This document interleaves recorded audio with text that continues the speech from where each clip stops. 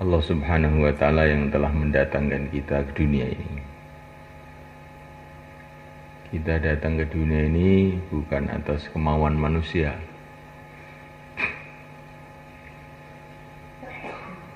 Manusia datang ke dunia ini atas kemauan yang menciptakan manusia, atas kemauan Allah Subhanahu wa Ta'ala.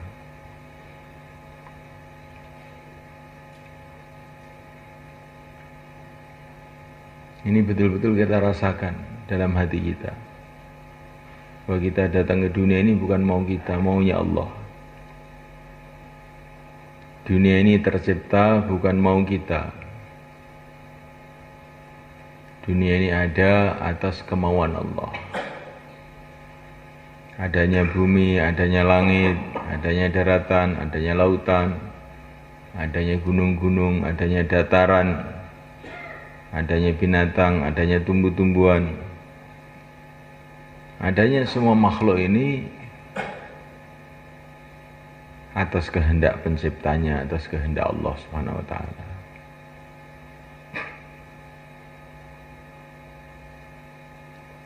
Maka kita ini kalau melihat diri kita ini, yang kita pikirkan tuh apa maunya Allah. Untuk apa Allah ciptakan saya? Melihat bumi, untuk apa Allah ciptakan bumi? Melihat langit, untuk apa Allah ciptakan langit? Begitu juga melihat seluruh makhluk ini. Allahu khalaqa sab'a samawati wa minal ardi mithlahun yatanazzalul amru bainahun لِتَعْلَمُوا أَنَّ اللَّهَ عَلَى كُلِّ شَيْءٍ قَدِيرٌ وَأَنَّ اللَّهَ قَدْ أَحَاطَ بِكُلِّ شَيْءٍ عِلْمًا. Allah telah ciptakan 7 lapis langit, 7 lapis bumi. Dan Allah telah membuat aturan-aturan antara langit dan bumi ini.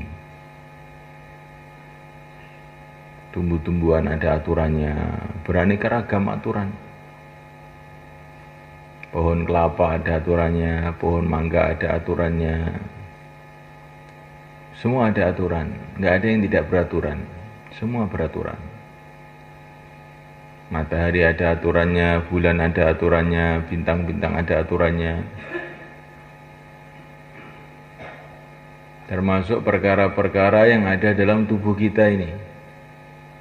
Ginjal ada aturannya, paru-paru ada aturannya, hidung ada aturannya, telinga ada aturannya, otak ada aturannya. Tertib, beraturan. Untuk apa Allah ciptakan ini? Lita'lamu annallaha ala kulli syai'in qadir. Agar kamu itu tahu bahwa Allah itu Maha Kuasa. Ini tujuan yang terpenting diciptakannya alam semesta ini, supaya kita ini tahu bahwa Allah itu Maha Kuasa.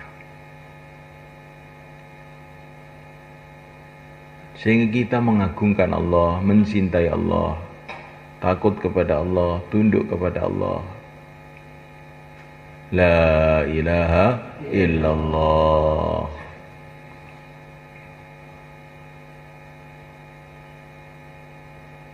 Untuk apa kita diciptakan? Wa ma khalaqtul jinna wal insa illa liya'budun. Tidaklah aku ciptakan jin, tidaklah aku ciptakan manusia kecuali untuk ibadah. Tugas kita ini ibadah. Ibadah itu apa? Ibadah itu menjalankan perintah Allah, menjauhi larangan Allah, itu namanya ibadah.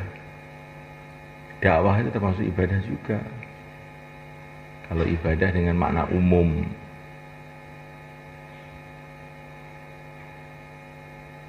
Ibadah itu dengan makna umum, ya seluruh menjalankan perintah namanya ibadah.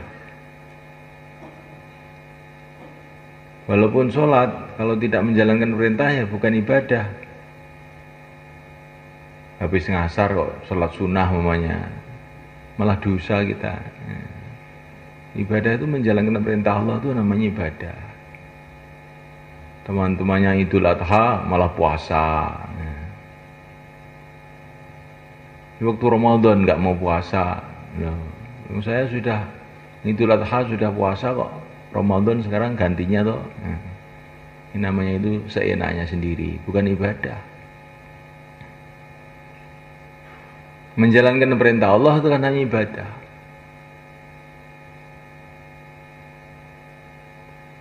Menjauhi larangan Allah itulah ibadah. Dan menjauhi larangan itu bisa terus-menerus. Kalau kita suruh sholat terus-menerus enggak susah ya. Berapa jam kamu kuat sholat? Tapi kalau meninggalkan larangan itu bisa terus-terusan. Kalau kamu niatkan meninggalkan larangan, ini ibadah terus.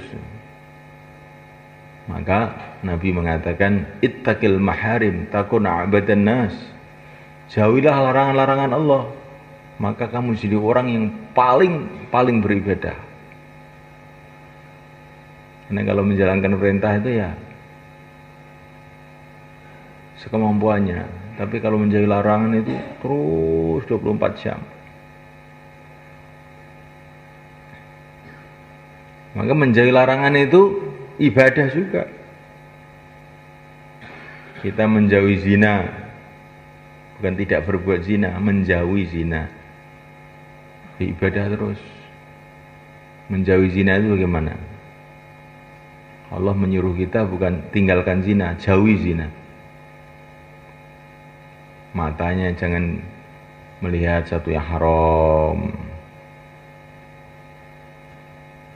Yang membuat hati itu pengen zina. Kalau melihat televisi bagaimana? Boleh enggak? Boleh apa enggak? Jawab. Tidak. Loh. Bagaimana kok tidak? Kok punya TV semua? Apa enggak dilihat itu? Itu namanya menjauhi. Matanya, telinganya.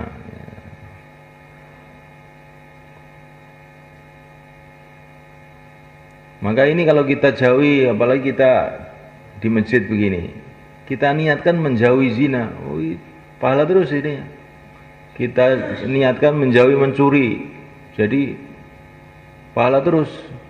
Kita niat menjauhi perkara-perkara yang haram, jadi pahalanya banyak ini menjauhi. Karena orang itu duduk saja itu sudah menjauhi banyak maksiat itu. Menjauhi zina, menjauhi maling, menjauhi ngunjing orang, menjauhi apa-apa itu banyak sekali yang dijauhi. Maka kalau orang itu senantiasa menjauhi perkara-perkara yang haram, maka jadi hidupnya itu banyak ibadahnya, itu ibadah jadi yang dihitung ibadah. Menjalankan perintah, menjauhi larangan, itulah ibadah. Ini tugas kita sebenarnya. Insyaallah kita niati semula kan.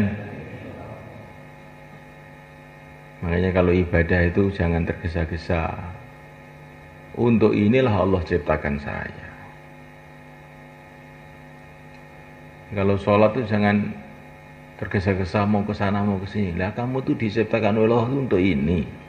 Kok tergesa-gesa itu gimana?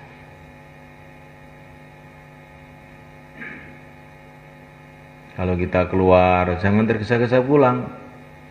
Lah memang Allah ciptakan saya ya untuk ini. Kalau tergesa-gesa mau kemana? Insyaallah mulai kan? Ibadah itu yang tenang gitu, jangan tergesa-gesa. Mau ke sana, mau ke sini, mau ke sana, mau ke sini. Nah, iki digawe Gusti Allah kanggo iki kok. Inilah kerja pokok kita, ibadah itu. Kafa bil ibadati syughlan, kata para ulama. Cukuplah ibadah ini sebagai pekerjaan. Ini pekerjaan utama kita ibadah itu.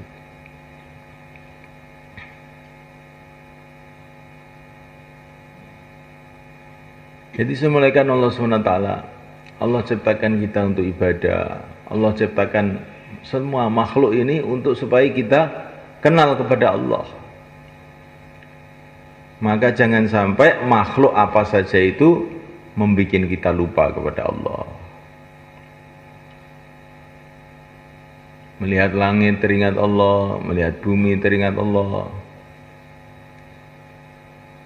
melihat manusia teringat Allah. Karena Allah ciptakan manusia ini supaya kita ingat sama Allah. Melihat istri teringat Allah, melihat anak teringat Allah. Ada orang yang menyenangkan teringat Allah, ada orang yang menyusahkan teringat Allah. Jangan karena dicintai orang kemudian kita lupa kepada Allah. Yang membuat orang cinta sama kita itu adalah Allah. Kalau kita disayangi sama ibu kita, ingat Allah. Karena yang bikin sayang ibu kita kepada kita itu Allah. Kalau Allah tidak menjadikan ibu kita sayang sama kita, maka kita dibuang ke kali. Ya enggak? Kamu lihat di Madiun, di rumah sakit itu, banyak orang itu punya anak bayi itu dibuang. Kan aneh tadi. Enggak usah aneh, memang Allah membuat hatinya itu tidak sayang sama anaknya, dibuang anaknya. Nah kamu kok tidak dibuang? Karena Allah meletakkan rasa sayang dalam hatinya ibu kita. Maka kita disayangi ibu kita, jangan lupa sama Allah. Disayangi istri kita, ingat pada Allah. Jangan gara-gara istri sayang sama kita terus nggak keluar, nggak sholat jamaah. Nanti kalau Allah rubah istrinya lari bagaimana? Minta cerai, gimana? Kapok kamu. Ya. Karena dicintai terus lupa kepada Allah. Kalau dibenci juga ingat sama Allah. Yang membuat orang benci sama saya itu Allah SWT. Orang yang paling benci bisa saja berubah tiba-tiba jadi orang yang paling cinta. Seperti para sahabat, asalnya benci sama Nabi, tahu-tahu cinta sama Nabi. Jangan karena sakit lupa kepada Allah. Sakit masih bisa sholat, dan enggak sholat, enggak zikir, enggak baca Quran lagi. Nah, yang bikin sakit itu Allah, supaya kamu itu ingat sama Allah, kamu malah lupa. Sakit tambah mempeng, insya Allah bang ya. Nah, yang bikin kita tua Allah SWT. Supaya apa? Supaya tidak betah di dunia ini. Saya sudah tua, jenggot sudah putih, mau diberangkatkan ke akhirat saya ini. Nah, yang bikin tua itu Allah. Jangan tua membuat kita lupa kepada Allah. Saya sudah tua Pak, gak usah ke masjid. Loh, tua Pak, malah gak ke masjid gimana? Ini dakwah ini bagiannya yang muda-muda, yang tua bagiannya tidur saja Pak. Kalau ini mentua, lah iya Yesus tua gue, sing tenanan. Insyaallah Pak ya. Gitu. Kalau kita jadikan muda, jangan lupa kepada Allah. Jadi muda masih kekar, bisa jotos orang, mampus, semua orang dijotosi. Nah, yang membuat kamu kuat itu Allah SWT. Gunakan kekuatan kamu untuk taat sama Allah. Begitulah semua makhluk itu harus mengingatkan kita pada Allah. Akhirnya kita ini ingat terus kepada Allah dimanapun kita berada. Udzukurillah 'inda kulli hajarin wa syajarin, kata Nabi. Ingatlah kepada Allah ketika ada batu, ketika ada pohon. Mana tempat nggak ada batu?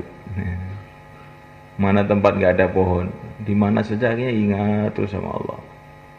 Jadikan batu-batu semua di dunia ini jadi tasbih. Batu dunia jadi tasbih. Kalau ingat, kalau melihat batu, ingat Allah. Jadikan semua pohon itu jadi tasbih. Di mana saya lihat pohon, ingat Allah. Jadikan seluruh alam semesta ini jadi tasbih semuanya. Ada hembusan angin, ingat kepada Allah. Ada panas, ingat kepada Allah. Ada dingin, ingat sama Allah. Terbit matahari, ingat kepada Allah. Tenggelam matahari, ingat kepada Allah. Keluarnya nafas, hembusan nafas keluar masuk, ingat Allah. Kedipan mata kita mengingatkan itu ada Allah. Aliran darah kita mengingatkan kita pada Allah. Nah, ini baru kita ini kenal kepada Allah namanya. Kalau apa-apa membuat kita lupa pada Allah, nah itu namanya kita ini salah kita ini. Namanya belum kenal sama Allah, bahaya. Insya Allah kita belajar itu semua kan. Nah, jadi Allah ciptakan dunia ini hikmahnya atau faedahnya yang pertama supaya kita kenal kepada Allah. Jangan sampai dunia ini melupakan kita kepada Allah. Terus menaikkan hikmah yang kedua, faedahnya yang kedua, tujuan yang kedua. Allah ciptakan dunia ini untuk tempat ujian buat kita.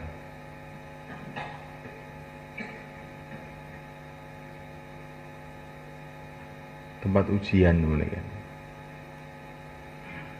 Kita di dunia ini mulai kita dikasih akal oleh Allah secara sempurna umur 15 tahun sampai mati kita diuji. Tabarakalladzi biyadihil mulku wa huwa ala kulli syai'in qadir. Alladzi khalaqal mauta wal hayata liyabluwakum ayyukum ahsanu amala. Kita diuji oleh Allah, siapa yang paling baik amalnya.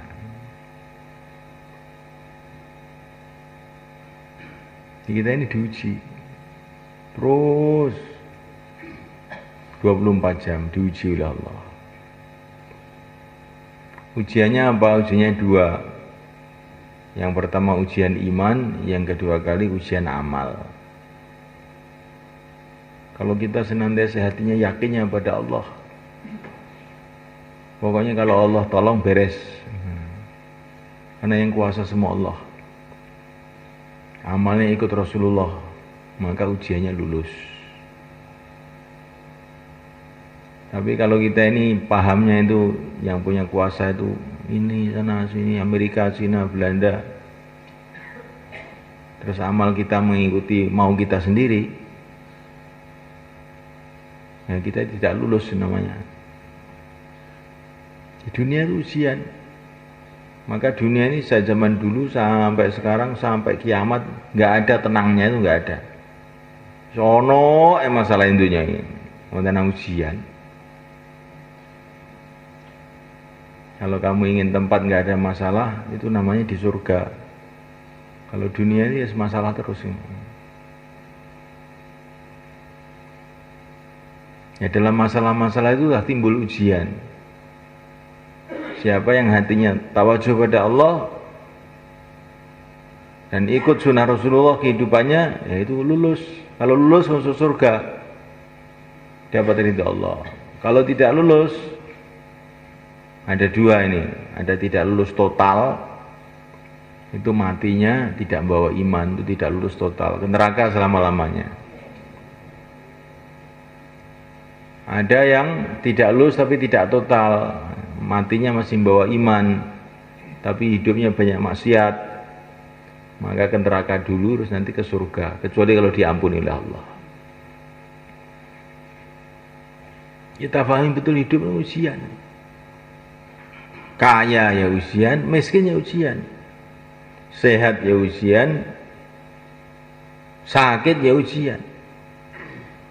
Maka Nabi Sulaiman dikasih kerajaan yang hebat. Beliau paham ini ujian. Liyabluwani ashkuru amakfur. Ini ujian dari Allah nih. Supaya saya ini bagaimana sikapnya menerima kerajaan ini, syukur apa kufur? Kalau kita ini sehat, ujiannya ujian syukur. Syukur apa enggak? Kalau kita ini sakit, ujiannya sabar apa enggak? Diujian terus. Walaupun miskin, sakit-sakitan, mencret terus, tapi sabar. Ya lulus. Masuk surga, enggak apa-apa. Bukan masalah. Walaupun kaya, sehat, tapi tidak syukur, ya ke neraka. Gagal. Semua itu diuji, sama aja. Jadikan pimpinan dia ujian, adil atau tidak. Kalau adil ya ke surga, kalau enggak ya ke neraka. Jadikan rakyat ujian juga. Jadi rakyat itu bagaimana? Taat pada Allah apa tidak? Jadi enggak ada orang di dunia yang tidak diuji. Sampai para nabi pun diuji. Para nabi didatangkan oleh Allah diuji. Diuji dengan umatnya yang macam-macam itu.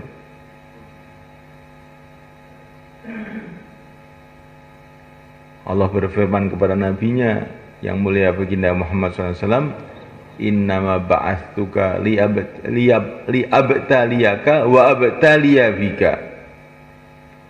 Aku mengutus engkau, hai Muhammad, saya ingin menguji kamu dan menguji umat dengan kamu. Kamu saya uji, umat macam-macam sabar apa enggak. Umat juga diuji dengan nabinya, mau taat apa enggak. Yang bayan diuji, yang dengar diuji. Yang bayannya lurus apa enggak. Yang dengar itu ngantuk apa melek. Nah, ujian juga.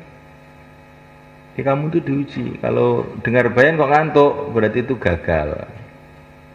Nol, nilainya nol. Nol putul. Kalau dengar tapi ditasil nggak mau berdiri, 5 nilainya. Kalau dengar, taskil, siap 4 bulan, 10. Setelah 4 bulan, kok tertib, 20. Nah, nilai kok 20, iya, pakai dewe. Jadi kita yang terus diuji. Sudah keluar itu pun diuji juga. Kalau keluar kok masih bawa HP, nah, nilainya 5. Nah.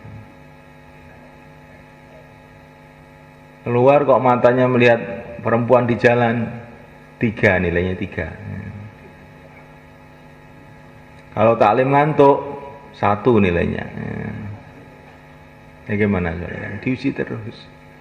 Setelah selesai keluar diuji lagi. Terakhir ujian itu ketika mati. Ketika sakaratul maut, kok ingat pada Allah, taat pada Allah, nah itu La ilaha illallah. Ini ujiannya itu banyak lulus. Tanda-tanda ujiannya lulus 100%. Ya diuji terus. Maka saking sayangnya Allah kepada umat ini, umurnya dikasih pendek. 60 tahun, 70 tahun. Kalau umat dulu umurnya ratusan tahun, ada yang 1000 tahun. Bahkan ada yang lebih. Di ujiannya panjang jadinya. Kalau umat ini sudah 60 tahun saja cukup. Jadi umur pendek itu dari satu segi nikmat juga. Wah, mati dia baik. Ya, alhamdulillah ujiannya serampung. Ujiannya sudah selesai. Kalau mati dengan la ilaha illallah.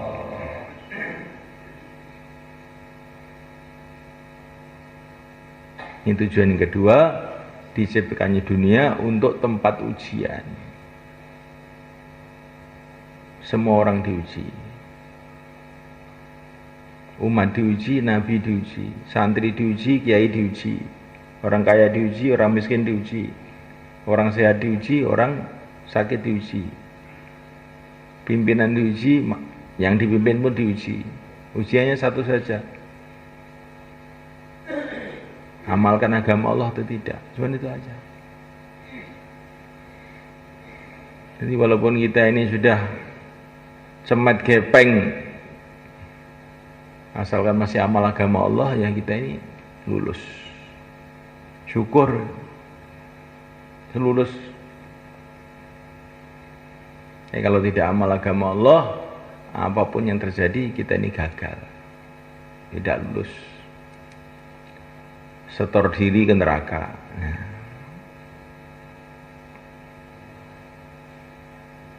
Maka orang itu yang dilihat itu nanti, jangan melihat sekarang. Nanti itu manusia itu hanya cuma dua golongan saja.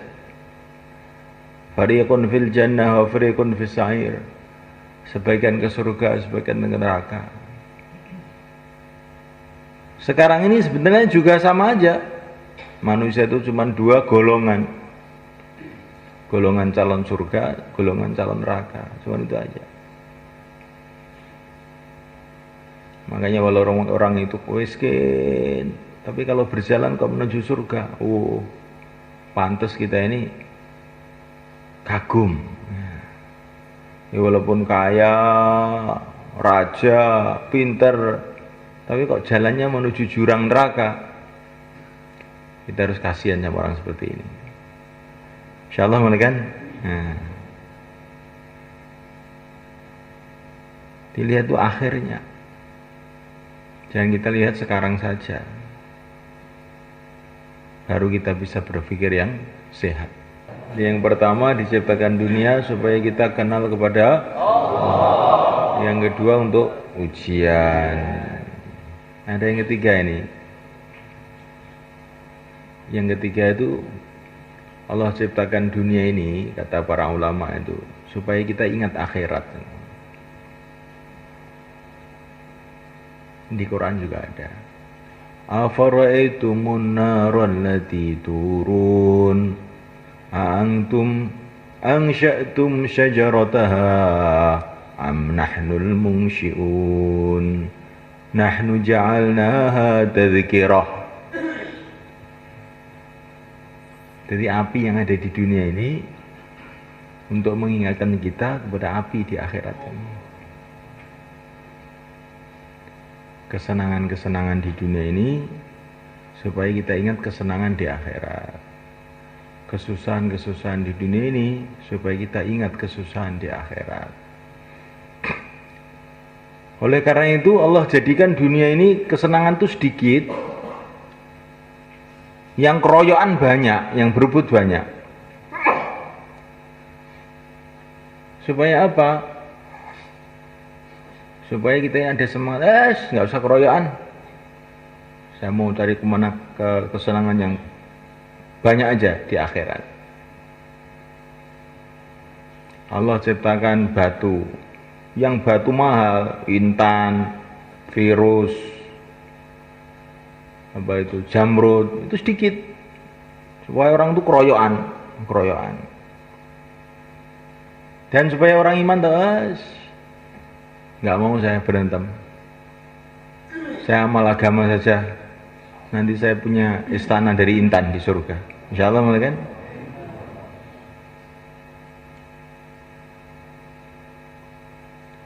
Semua orang ingin jadi raja. Kelihatannya enak jadi raja itu. Nggak tahu, belum pernah coba saya. Kelihatannya enak kelihatannya. Mungkin juga malah pusing, nggak tahu. Tapi raja itu ya satu kerajaan cuma satu orang. Satu Indonesia presidennya satu saja. Supaya bagaimana? Kita nggak usah daftar jadi presiden. Kalau kita daftar jadi presiden nanti banyak kecewa. Yang jadi satu tok. Kita daftar jadi presiden di surga aja, semua bisa jadi sana. Kita mau makan enak itu, satu piring besar atau nampan. Di situ ada panggang, sate, gulai, ya enggak. Makan baru 10 suap, perutnya sudah penuh. Sebenarnya enak, tapi sudah kenyang. Ya. Hanya kita ingat surga, nanti di surga itu makan bertonton, beribu-ribu ton, nggak ada kenyangnya. Nah, hanya kita ingat surga.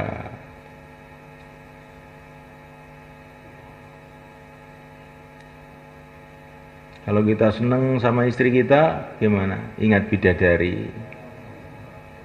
Istri itu menyenangkan tuh paling beberapa bulan saja. Kalau nggak percaya, yang belum kawin tuh, kamu kawin nanti kan sudah agak lama, bosan sudah. Ya. Mau kawin lagi nggak berani. Ya. Mau saja nggak berani. Kawin di surga aja lah. Gitu. Di sana banyak tanpa KUA, ya. Tanpa urusan, nggak ada wanita marah, semua seneng semua. Gimana sebenarnya? Jangan yang tua-tua diceritai kawin diam saja. Kamu nanti kalau di surga muda lagi, ya, bisa kawin lagi 1 juta bidadari. Ya. Kelihatannya orang tua diajak ngomong kawin nggak nyaut ini. Ya. Diam aja, karena setrumnya sudah tinggal 5 watt. Tinggal 5 watt. Nah. Jadi sunnah malaikat Allah Ta'ala. Begitu juga kesusahan-kesusahan di dunia ini mengingatkan kita kepada kesusahan yang besar yang ada di akhirat. Kalau kita ke sawah, kepanasan, ingat kita pada akhirat. Ini panasnya sawah kayak begini. Bagaimana panasnya pada mahsyar. Nah. Melarat di dunia kayak begini gak enaknya ini. Bagaimana kalau melarat di akhirat yang juta-juta tahun. Melarat 10 tahun, 20 tahun aja sudah bingung kita ini. Nah kalau melarat selama-lamanya, kayak apa susahnya. Punya utang diuber-uber orang, utang itu susah gitu. Nah kalau kita punya utang di akhirat, diuber-uber orang di akhirat, dituntut di akhirat, bagaimana? Kayak apa susahnya gitu. Di kesusahan-kesusahan dunia ini jadikan alat untuk mengingati kesusahan akhirat, sehingga kita tidak terkesan, tetap istiqomah dalam agama walaupun susah. Kegembiraan-kegembiraan dunia ini mengingatkan kita kepada kegembiraan akhirat, sehingga kegembiraan dunia tidak melupakan kita pada akhirat, justru tambah istiqomah. Insyaallah kan? Jadi minimal paling sedikit kalau melihat dunia ini ingat 3 perkara ini. Insyaallah kan? Ingat ini kepada Allah, ingat kalau ini ujian, ingat akhirat. Pokoknya ndelok napa mon teng donya sampean kelingi 3 ngoten niku. Iki ini Gusti Allah, ngelingi aku ning Gusti Allah. Iki ujian, aku ngadepi perkara iki gojakan agama apa ora, iki ngelingne aku ning akhirat. Pokoke ndelok napa mon ngoten niku, ndelok sawah, ndelok bojo, ndelok anak, ndelok masjid, ndelok pasar, ndelok napa mon, kelingan Gusti Allah, kelingan iki ujian, kelingan akhirat. Ning ngoten niku selamat kita insyaallah. Nah supaya kita ini selalu ingat 3 perkara ini bagaimana? Kalau selalu dakwah, selalu taklim, selalu zikir dan ibadah, dan kasih sayang satu sama lain dengan akhlak yang baik. Ini 4 ini. Kalau nggak ada dakwah, kita ini lupa terus. Kalau nggak ada taklim, kita ini nggak ada berita akhirat. Kalau nggak ada zikir ibadah, kita ini jauh dari Allah. Kalau nggak ada kasih sayang, khidmat satu sama lain, kita nggak bisa mikir agama, berantem terus, nggak bisa mikir agama. Maka 4 ini harus ada supaya kita selalu ingat ini. Harus ada dakwah biar kita ingat. Dakwah itu untuk mengingatkan fungsinya itu. Harus ada taklim biar dengar berita akhirat, berita dari Allah dan Rasulnya. Kita harus ada ibadah supaya kita dekat kepada Allah. Kita harus ada akhlak yang baik. Nah, dengan akhlak yang baik itu kita bisa amal agama dengan baik. Insyaallah kan? Dan supaya 4 ini ada bagaimana? Latihannya keluar. Bagaimana sebenarnya kan? Keluar tuh paling sedikit 4 bulan. Itu untuk latihan. Latihan beri kita ini hidup tuh lurus. Kalau latihan nggak mau, bagaimana bisa jadi? Harus latihan. Nanti kalau sudah latihan, perkara yang sulit tahu-tahu mudah. Amal agama itu sulit setengah mati ya, nggak mau latihan. Itu yang bisa amal agama itu hanya wali-wali itu loh. Kalau saya ini preman-preman begini susah amal agama. Enggak. Amal agama itu mudah. Inna hadzina yusrun, agama itu mudah kata Nabi. Tapi kalau mau latihan syaratnya kayak naik sepeda itu. Kalau orang belum pernah lihat orang naik sepeda, ini luar biasa nih, sakti betul nih orang ini. Rodanya 2 kok nggak bisa ambruk ya. Itu cagaannya dari jin apa dari setan itu. Nah. Tapi setelah latihan 3 hari, alah saya juga bisa ternyata. Nah. Agama itu begitu soalnya. Kalau orang mau latihan mudah. Syaratnya agama itu harus ada latihan pertama. Kemudian yang kedua harus ada suasana. Kita suruh berenang tapi nggak ada air, ya repot. Babak bundas akhirnya. Ya nggak sebenarnya. Jadi Subhanahu wa ta'ala agama itu mudah tuh bila ada 2 itu ada. Ada latihan, ada suasana. Maka untuk membuat latihan dan suasana itu caranya keluar. Yang keluar ini penting ini sebenarnya kan. Keluar ini bukan mau atau tidak mau, yang mau monggo, yang tidak mau ya nggak apa-apa, bukan nih, harus ini. Kalau kita nggak keluar, kita nggak bisa latihan, nggak ada suasana, akhirnya kita nggak bisa amal agama. Kalau nggak bisa amal agama, kita akan celaka dunia akhirat. Yang keluarin penting nggak sebenarnya kan? Penting. Nah kalau penting berdiri tuh 4 bulan 40 hari sana, silakan mulaikan. Tambah masa, sisa masa, semua yang mau keluar selatan semua, mulaikan. Nah, monggo.